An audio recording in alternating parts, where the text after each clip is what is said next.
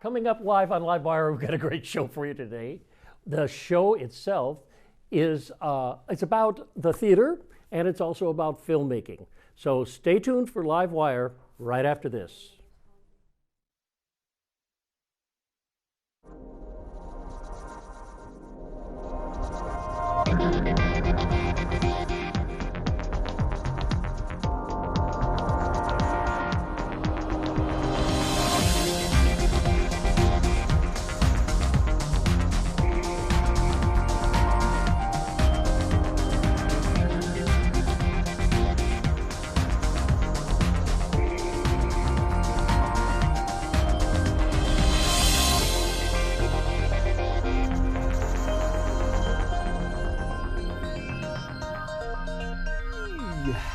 With me in the studio is Ginger Rutland, who is a playwright and she's also a retired journalist. Is that correct? That's right. Okay.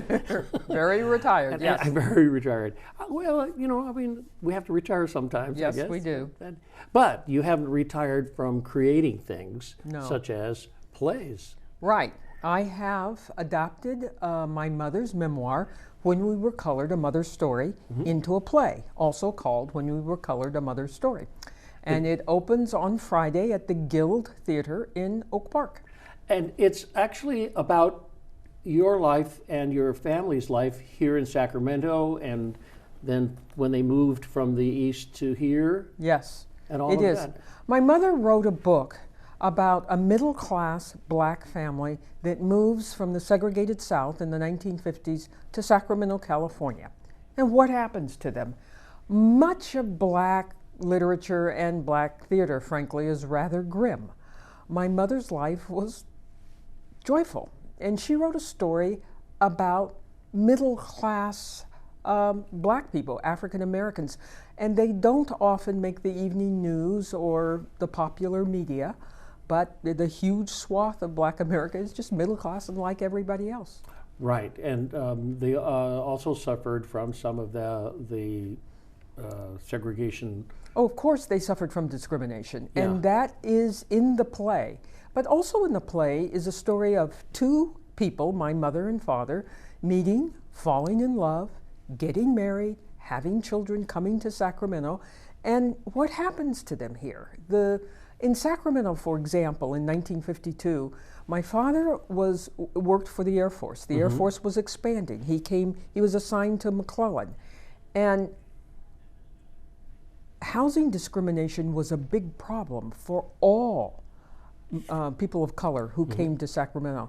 So while his white colleagues could find new, better than average tract homes right near the base for like $250 down, that's what they could do in 1952, there was no such house available for my father because housing segregation was real, it was government sanctioned, and it was a problem. So there's a chapter in the book, and there's a vignette within my play where my parents discuss how difficult it is as a black person to buy a house in Sacramento in those days. Did they do it?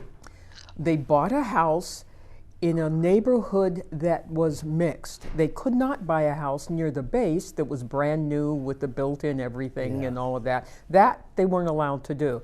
Later, when they wanted to move up, they had all kinds of difficulties because of the restrictions on the deeds. What finally happened is my mother saw a lot in Southland Park Hills.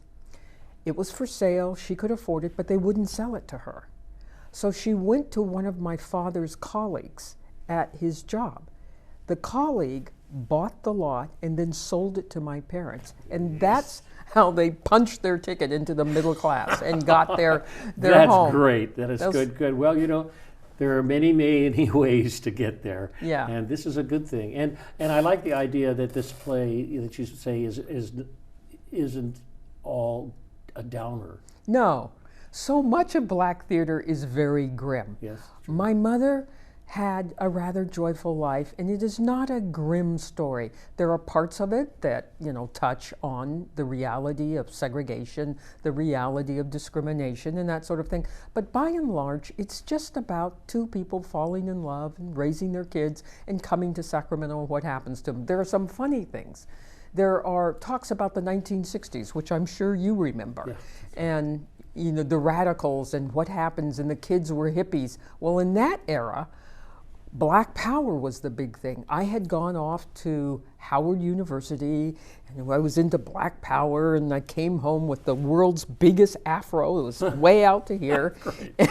And my father was appalled, right? He was just appalled. What is that fork you have in that is uglifying your hair, he'd say to me. I like it. And then you had these clashes with your parents over politics. I thought they were much too conservatives, right? I said, you cannot say colored anymore. You have to call yourself black, black, black. And then I'd say, you guys are Uncle Toms, which did not set very well with them. But at any rate, those were the kinds of discussions we were having. The white kids, mind you, were having the same kinds of discussions with their families, with their parents. They had the long hair and the bell bottoms and the free love, and it was the 60s. Yeah, the 60s. I remember it well. So anyway, a lot of the play is like that. Good. And then it brings us into the adulthood and our careers. I became a journalist, and we talk a little bit about that. And then they talk about the blended families of the day. The black radical daughter marries a white guy and has a kid who's half white and half black, and those kinds of things happen in Sacramento. Yes, that's good. That's good. So this is where the play is. It's at the Guild Theater on February 14th. It opens and it plays through March 14th. And the Guild Theater is at 2828 35th Street in beautiful downtown Sacramento. And it says no, it's in Oak Park. I know it's in Oak Park. It's a lovely area. But to get tickets, don't look at that www. Look at www, www.c, just the letter C, play.tix.com.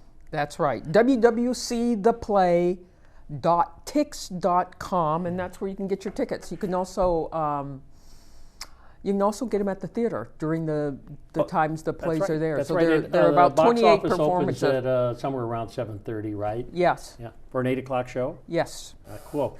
And even if you don't remember anything we say about the play and want to go see it, just think of the title, When We Were Colored. Google that.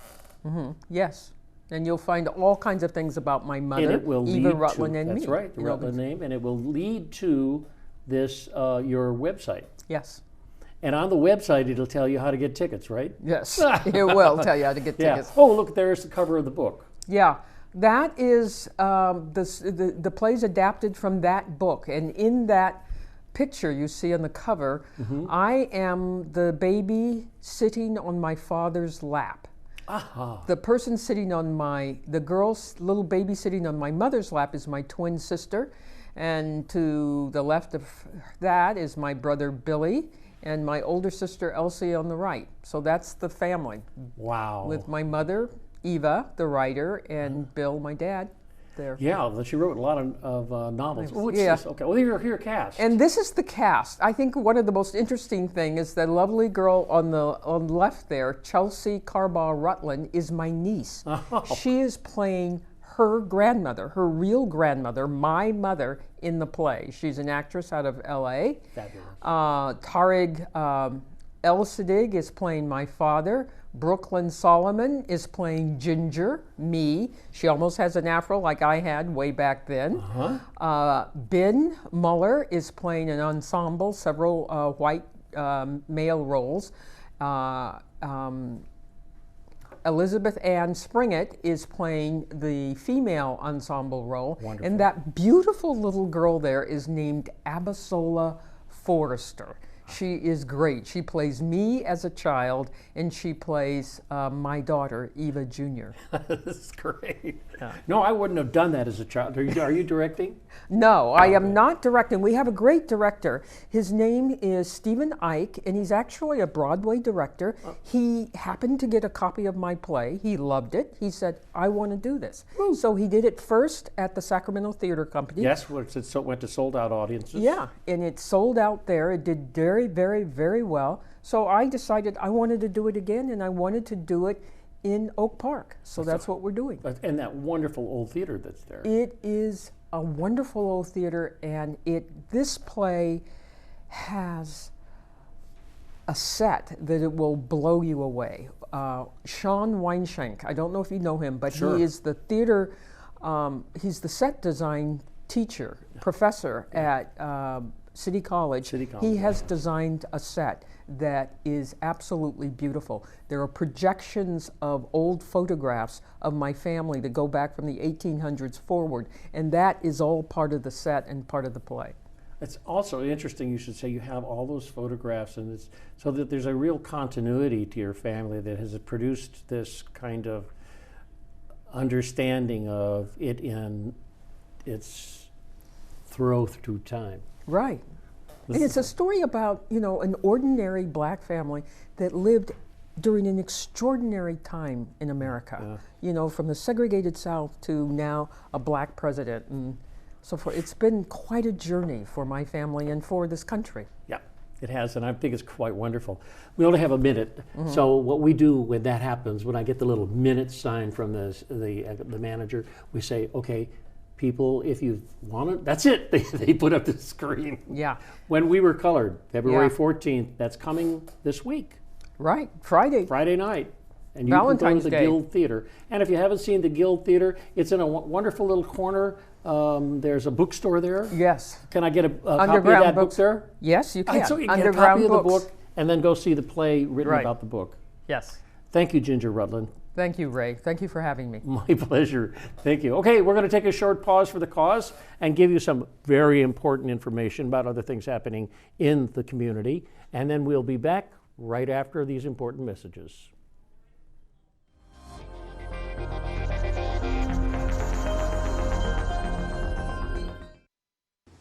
Hey, you going out like that? Yeah, why? Well, what would the neighbors think? I see you! Come look at Mr. Feather! Look what I have. Mr. Bird, remember? Bark, bark, bark! We're just playing! We're just playing on trying to get you out of here! Even still. You don't have to be perfect to be a perfect parent. There are thousands of teens in foster care who don't need perfection. They need you. I tell people I have 3 kids, one of them's adopted, I just don't know which one. I can't imagine having to be in a birth mother's position to make that choice. You know, I was kind of just asking her, you know, what is your motivation? Why are you doing this? And she looked at me and she said, because you can give my son a life that I could not. We always tell her thank you. He is such a blessing to us. Every day is just a ray of sunshine from him. So we're Chanda and Brian, and we chose adoption.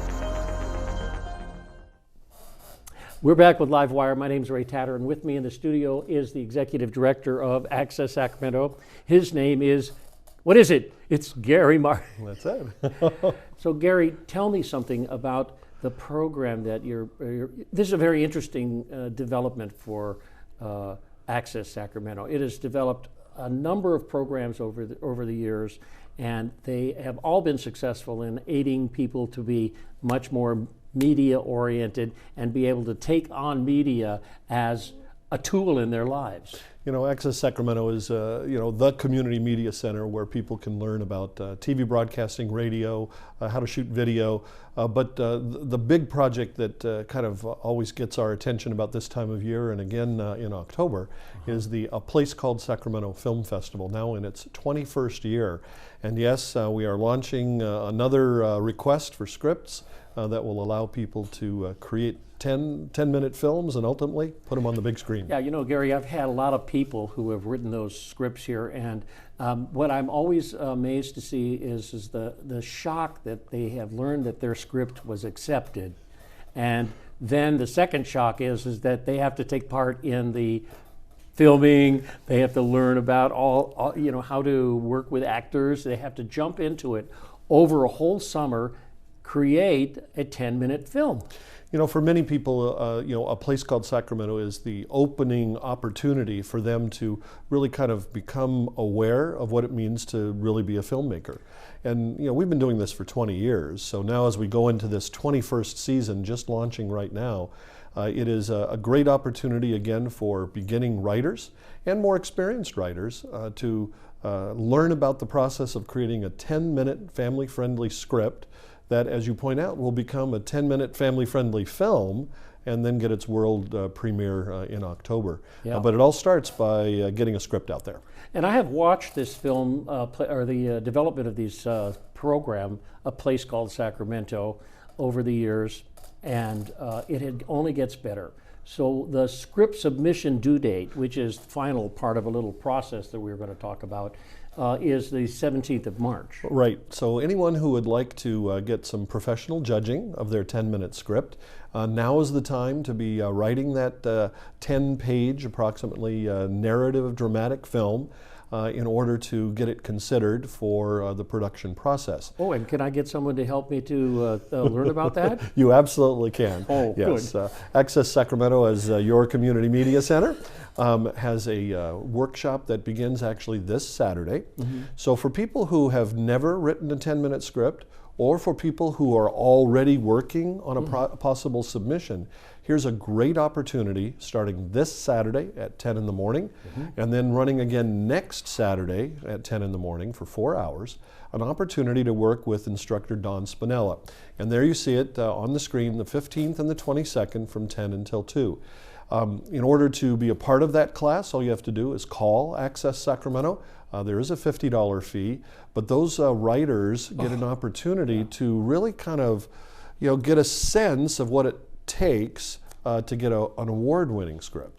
Because, writing a 10-minute story seems pretty simple, but it's actually a lot easier maybe to put a whole story into 2 hours than it is into just 10 minutes. Absolutely. And Ray, you're a writer, you're a producer, and you know that to get a beginning, a middle, and an end, to have characters that people care about, and to do all of that in 10 minutes is actually a pretty tough process. So getting some help with a workshop can actually make it easier. Would be a great thing to do, no doubt about it. And Don Spinella has been a teacher for many, many years of filming and television. And right. She knows her stuff. Dawn's a college professor, teacher, has taught this professionally. She has her master's and, is a great teacher. But here in A Place Called Sacramento, she's also directed some of our films in the past and has been an award-winning director for A Place Called Sacramento. So here's an opportunity to get somebody who really knows our process to help you kind of go through your script and turn it into something that's truly spectacular. Right, and Access Sacramento is in an old schoolhouse, by the way, and you can't miss it if you're coming around the 46th block of T Street in Sacramento. You see it. Right. The Coloma Community Center is where we've been for the last 30 years. And Ray, you've been in this studio for more than 10 on Wednesdays. Right. So yeah, it used to be wood. well, and it used to be chalkboards too. That's right, now we have television cameras. But the point here is that having this script writing competition and to have support for that is just one part of what it takes for A Place Called Sacramento to support really the full set of filmmakers that are out there. Right. Because if the writing process is just the start, then we also have some workshops to help people be successful in other aspects of filmmaking. Because if your script is is taken, you go through that process. You learn the entire process of working in film, and then you'll see your film at the Crest Theater on a 30-foot screen. And Ray, it can be frightening for beginning writers to think, oh my goodness, now suddenly I'm a film producer and I have no idea what to do. And that's why we have this huge event called the Cast and Crew Call. Because if you are a beginning writer and you want some help, well, we have this big event on May 6th where we call all of the writers together to announce their films and then to ask about 300 people who show up here at the Coloma Community Center out in the courtyard in order to volunteer to help make these 10 scripts into 10 films. That's right. And so with people who want to run camera and do audio and help with craft services, we call that catering. To be actors, there are all sorts of people who would love to be on the big screen and to volunteer to help these filmmakers be successful. And they do show up, so it's a great fun. It's an absolutely wonderful thing. So there's also for the actors who show up in there. There's a acting for the camera, which is not like acting for the stage, by the way. Right, and there's also a makeup class. But for those writers who get selected, the first class that comes up is actually a filmmaking class. Yes. So for anybody who wants to just kind of get a sense of what it means to be on a film set, where there are directors and actors and camera operators, there's a 2-weekend workshop that's coming up called Filmmaking Production Tips. And that class is coming up in April. So about 2 weeks after the scripts are submitted, then you can take this Film Production Tips class. It runs April 4th through the 25th. And again, it's a low fee, but an opportunity for people who have no filmmaking experience to get a sense of it. Or if you've had some filmmaking experience but don't know all the pieces, here's a way to get exposure to that. So that's the second workshop that comes up. That's great. And the third workshop is? The third workshop is the Camera Ready Makeup Basics. Yes. So for people who want to look good, here we are on television, right? And hopefully we look good. Yes, of course. But you can look better many times if you know the nature of the part that you are playing, and whether you're glamorous or whether you're a bum or whether you're a hillbilly or whatever the persona is for the film. Then here's a way to look that part a little bit better. So there's a makeup basics class that's coming up on Saturday, May the 16th. And then the last one, as you mentioned, is acting for the camera. That class is in May, about the time that people are about to start making those films. And so all of those are $50 each, and you can call the Access Sacramento office, or you can visit the website there on the screen. It's accesssacramento.org to get more information. And we're really pleased this time that the Acting for the Camera class is being taught by Jason Bortz. You can find out about that on our website or on our Facebook page. But Jason has taught some other acting for the camera pieces, classes, workshops, and the actors always come out of there going, I feel so much better about what it's going to be. I've heard that here, last year. And I went to see the acting in the films. There were 10 films, and they were just really great, every one of them. Last year was our 20th year, and the Crest Theater, people are lined up in order to be able to get in there. And then after they see the films and they get the awards up on the screen, at that point you can get your picture taken with awards in front of our media wall. And I think this video will roll, but it's really a special time for all of those writers who have become now producers and had supportive directors and actors to be able to experience what it's like to be at the Crest. Oh, look at that. It is a red carpet world premiere event. And these folks who have won the awards are now in front of our media wall, really kind of gathering that red carpet experience of what it means to be a filmmaker. And Sacramento, the film community has grown up so much, right? I know. Compared to 20 years ago. And they're actors I have never seen on a stage. And then I watch these films, and they're fantastic. And the fact that they have so much fun doing this, and now suddenly they're in the market to do it, and they're appearing on local television commercials, and several of our people over time have gone back into Hollywood and have appeared on TV shows and are trying to make a go of it as a real Hollywood actor. And so, yeah, it's a great opportunity for people to first write a script, maybe be selected to have their film produced, but then beyond that, to also be a part of the Be a part of filmmaking process. the whole project, and see it from beginning to end within this year. Right. The script writing deadline again is coming up on March 17th. Yes. We do the volunteer cast and crew call on May 6th. Then over the summer, as you pointed out, those films get made. And then on October the 3rd, Saturday, October the 3rd, almost 3/4 of a year away, is when we're going to end up with 10 world premieres for these original stories all about a place called Sacramento. And the diversity of our community, the great stories, the great dramas, we've had comedies, we've had musicals, so much opportunity for filmmaking to be a part of this year's 21st annual A Place Called Sacramento. I can't gainsay. Good. Thank you, Gary Martin. Thanks for coming to see us on LiveWire. It's so much fun. All right. Well, that's all the time we have at beautiful LiveWire. And we're here every Wednesday at 5 p.m. bringing information about a cultural life in Sacramento, some issues oriented that we face as people in this community. And you can be part of it by tuning in at 5, live at 5 on Access Sacramento.